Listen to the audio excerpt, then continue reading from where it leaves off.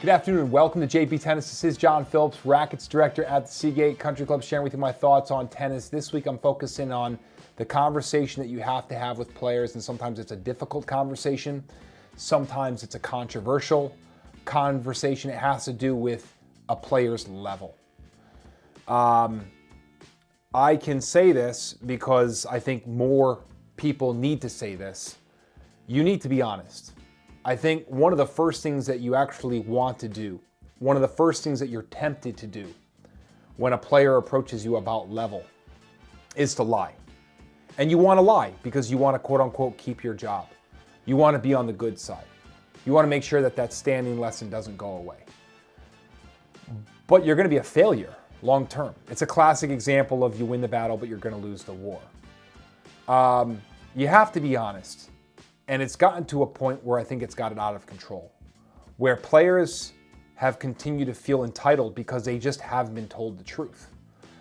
If you come to me and you say, I want to play with stronger players, I will say, so by definition, you would like someone else to play with weaker players.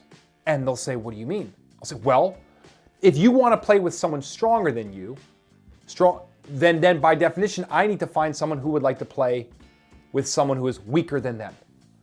And everyone knows out there, it's a common South Florida rule, law, however you want to look at it. Players like playing with players that are better than them, either equal to better, okay? So by definition, when you say something like, I want to play with stronger players, I have to find players out there who would like to play with weaker players, who, by the way, generally don't want to play with weaker players. And by the way, you yourself don't want to play with weaker players. It's a total hypocritical way of looking at the game of tennis. You are saying that I would like to play with players that are better than me. So you want to play with players that are better than you.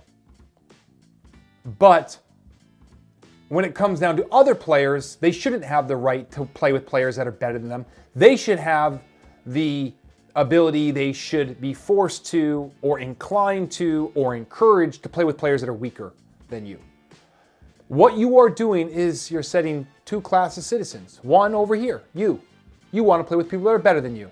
Okay, these are those people. You want to play with those people. Maybe those people to those people. Fantastic, good for you.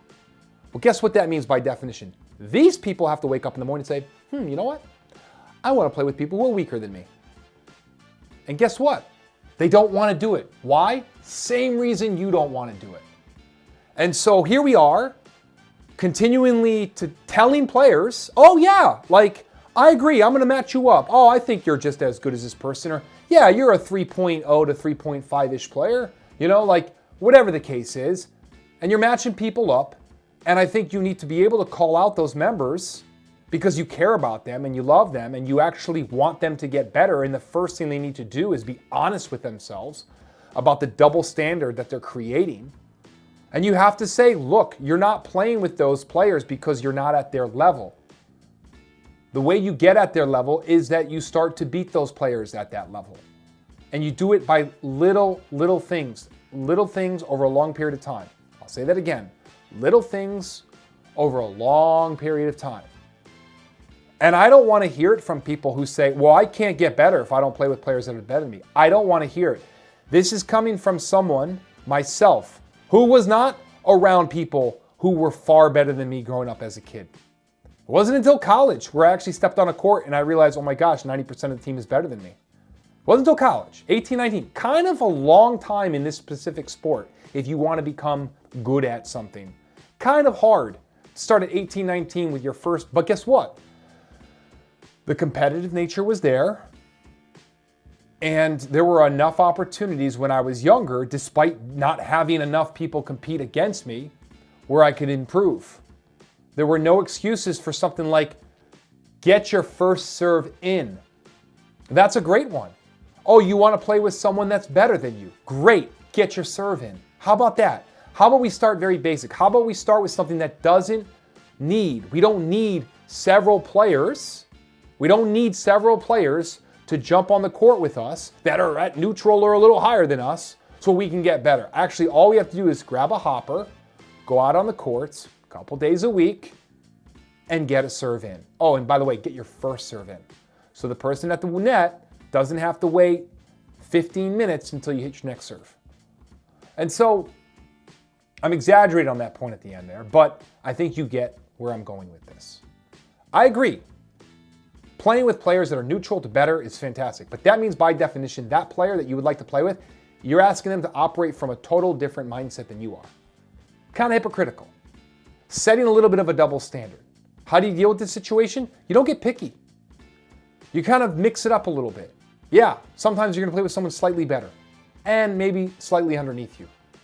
And maybe you can look at the situation and say, look, the person who's slightly underneath me, maybe I help them out. Maybe I look at that as an opportunity, okay, to improve their game. And I walk away from the courts today saying, maybe I didn't get super better, but the player that I played with did. So this is just my point. Something that I'm going to be really brutally honest, I've never heard it at a convention before. And I hate to say this, but most controversial topics at conventions, the ones that we really need to have a conversation about, the longer conversations, the more intense conversations at times, possibly confrontational, possibly your feelings will get hurt because you'll be triggered by a word that you hear. Man, I mean, all these things are avoided at a conference. It's like, let's just pick the most politically correct stuff to talk about, footwork drills and, how to be inclusive and how to be a nice person and how to run a fun event. And like, that's fantastic. How about we talk about what do we do when players want to only play with players that are better than them and start from there, because we all have to deal with that. You're running a league. You have someone who approaches you and they say, I don't want to play with her because I think I'm better than her. Okay. Go on the US Open. I will say this and I will close with this. It is not my job to please someone. My job is to improve someone. I want to make that very clear. I love doing both. I love being in a situation in which I'm able to please someone, satisfy them, and also improve them. But improvement comes before pleasing. Why? Because improving is winning the war and pleasing is winning a battle. And a war is more important than a battle. Just ask George Washington. These are my thoughts this week. My voice is a little better now. And I look forward to next week as well. I hope this was beneficial. A little bit more of a, testy video maybe coming from me. But nevertheless, I hope you find it helpful, beneficial. Feel free to pass it on. Feel free to contact me if you have anything you want to follow up with, any questions. Look forward to being back here next week, and I hope you have a great night.